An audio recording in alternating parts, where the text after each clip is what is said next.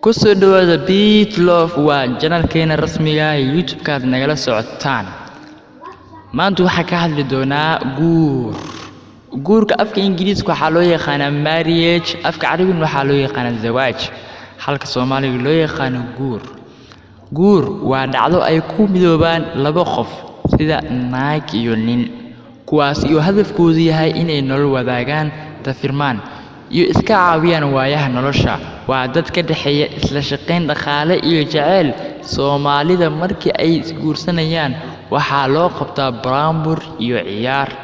Guurka waa maalinta farxad leh, qof walbana inta uu nool yahay mar uun guursanaa.